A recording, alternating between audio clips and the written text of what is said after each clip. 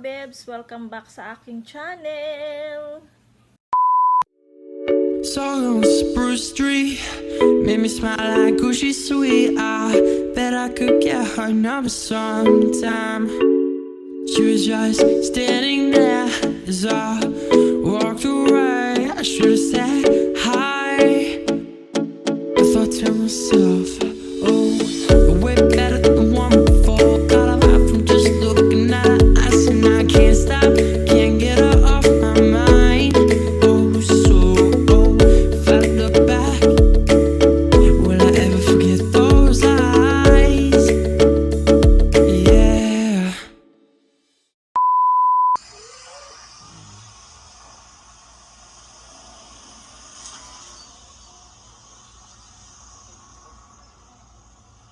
Is it a wedding?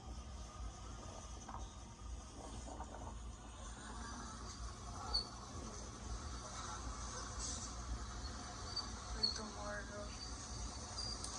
How nice. They're using this as decors.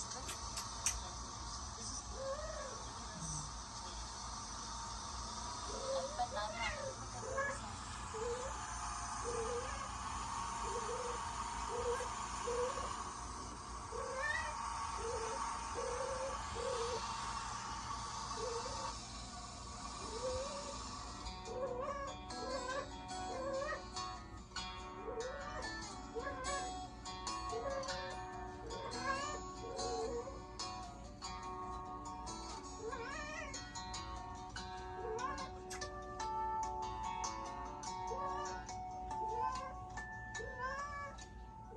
The next day.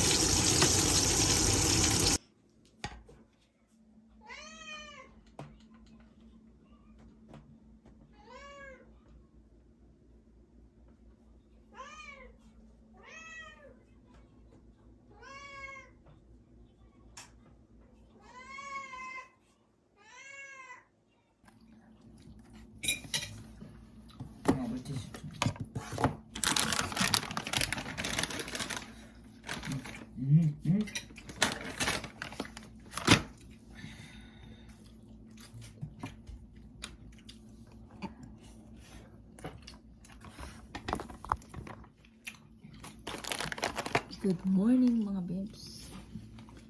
Kain tayo ng breakfast. Pandesal, hotdog, itlog, at banana. Sige! Naku naman! Yogi, iriki oh! Sa plato. Ay mga batang ito, hindi pwede sa sosyalan ito mga ito. Ayun sila. Tink sila. Tink. Hindi pwede sa 2,000 years later. Hello mga bebs! Yan, nakaligo na ako. Katapos kong mag-almusal. Katapos naman mag-almusal, si Coco kasi diba meron siyang pinapainom siya ng gamot doon sa clinic kasi nga hindi namin siya kayang painumin. So katapos mag-almusal, dinala na ng mga bata si Coco sa clinic. Tapos uminom ng gamot and then nandito na sila. Tapos ako naman, hinintay ko muna sila bago ako maligo. So ayun, nakaligo na ako mga bebs. So ngayon, alas 12 na pala. So ngayon, nag-craving kasi si Mr. kagabi ng sisig. So nakaredy na yung ating pang sisig mga bebs. Ayan. Dalawa yung sibuyas ko. Mas masarap kasing maraming sibuyas sa sisig. Tapos syempre meron tayong luya. Tapos, ito palang mga, yung kung alam nyo na mga bebs, napanood nyo yung vlog ko dati na gumawa ako ng sisig. Ito yung baboy mga bebs na binibili namin sa palengke, yung luto na siya. Ayan, ang ginagawa ko, hinihiwa ko na lang siya ng maliliit.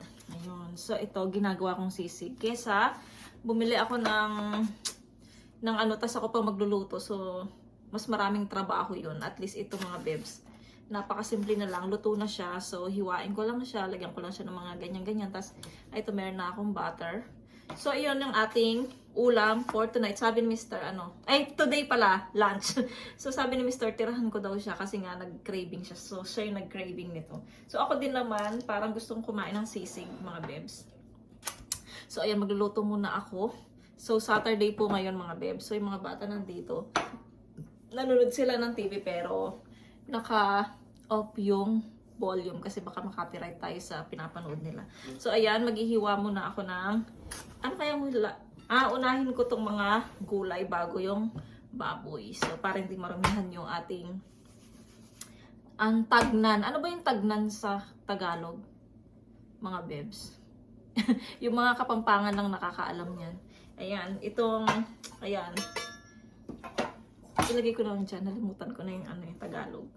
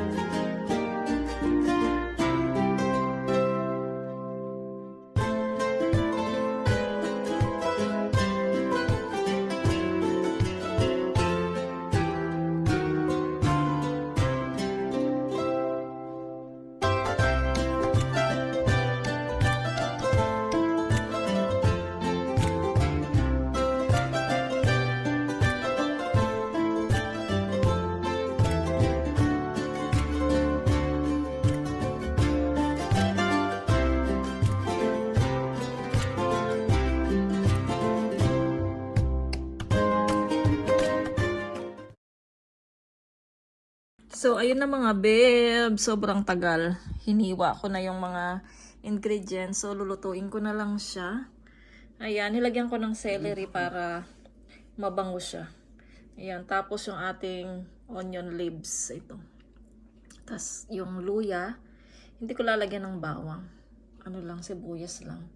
Ayan, so 12:25 na. So, kailangan ko nang magluto para makakain na kami. Habang nanonood tayo ng Inday Karya, si Bella Wings. Ayan. So, magluto muna ako mga bebs habang umiiyak si Coco.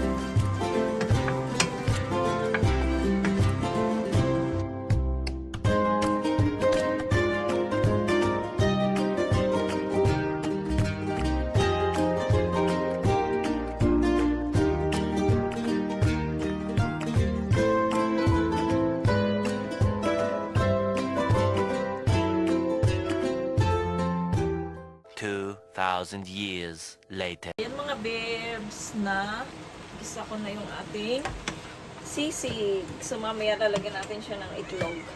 Natimplahan ko na siya. Binilisan ko na lang mga bebs yung aking paggawa ng aking sisig. Iba-iba naman tayong magluto ng sisig, di ba?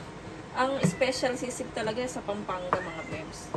Yun talagang pag umuwi ng Pinas, naku po, kakain ako ng sisig. Tsaka kung sasama si Mr. mga bebs. Favorite ni Mr. yung sisig. So, Pakainin ko siya ng original sisig sa Pampanga. Siguradong magugustuhan niya. Tsaka ano, nung kasama namin si Mr. mga Bebs, wag na ako magpakita. Nung kasama namin si Mr. dati nung umuwi kami, nung nag-mission kami sa Pinas with church family. So kami dumalo kami saglit sa bahay kila mama. So 3 days kami doon. So ayun, kasi uso sa amin yung Changi-Changi. So, pag may Changi, merong mga kainan, may mga tinda ng mga kung ano-ano, mga damit, ganyan. So, dinala ko si Mr. sa Changi. So, nagustuhan ni Mr. yung piniritong atay ng baboy. So, ayun ang nagustuhan ni Mr. Kasi nga, natikman niya yun kay Kim. Yung kapatid kong bunso, bumili siya nun, tapos pinatikman niya. So, nagustuhan niya. So, dinala ko siya dun sa Changi. Kumain kami ng ganon. Nakarami talaga siya ng kain mga bebs. Tsaka kahit ano talaga kinakain ni Mr. So, wala akong problema pag umuwi kami ng Pilipinas. Ayan. Ang problema ko lang yung medyo maarte siya sa bahay. Yung bang para sa ano sa mga langgam, sa mga insect. Ayan. Parang itong mga anak kong dalawang to. Kasi dito sa bahay mga bebs, walang insekto, walang ano tawag nito? Walang langgam, ayan, walang ganyan, walang ipis dito sa bahay. Kaya takot sila, tsaka langaw. So, takot sila sa mga ganyan.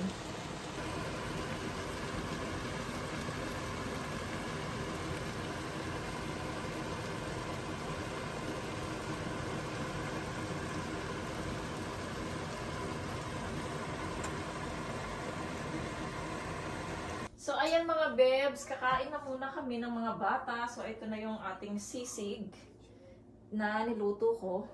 So, ito yung ulam namin. Marami din pala siya. So, matitirahan natin si Mr. So, ayan, kakain muna kami mga bebs. So, gutom na. Mag-aalauna na. Ayan, so kailangan na namin kumain. Tapos, ilabas ko pala yung kimchi. Kasi yung mga bata, hindi makakain ng walang kimchi. Saan na ba yung kimchi? Ano pa, ubos na yung kimchi na bigay ng atin ni Mr.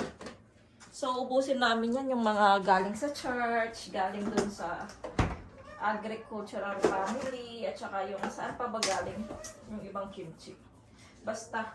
So, ayun mga babes, kain muna kami. Yung mga children naghihintay.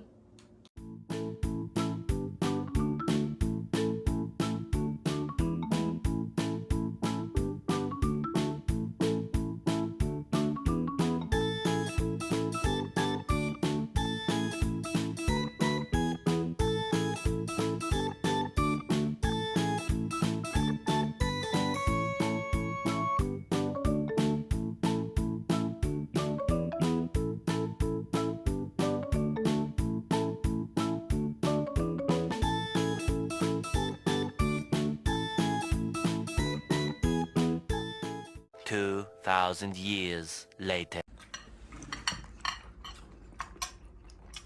어, 나는 해봐. Masarap. Sisig. Sisig.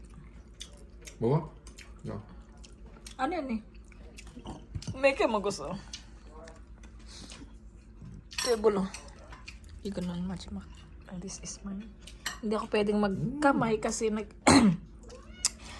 Oh, na ako ng ba? ano. Coco? Naglagay na kasi ako ng nail. Fresh nail.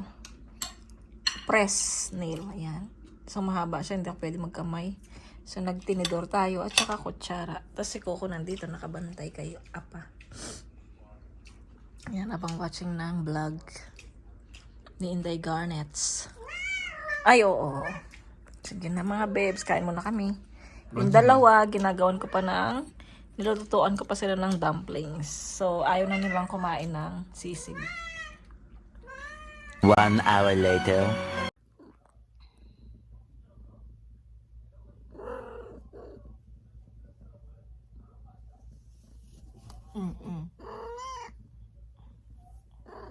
Alam mong video, no? Kaya alis ka, no? Alam mong video? Alam mong video, ano? Kaya lumalayas ka, ano? Good night, mga babes. Dali, sabihin mo. Good night, mga babes. See you on my next vlog. Bye!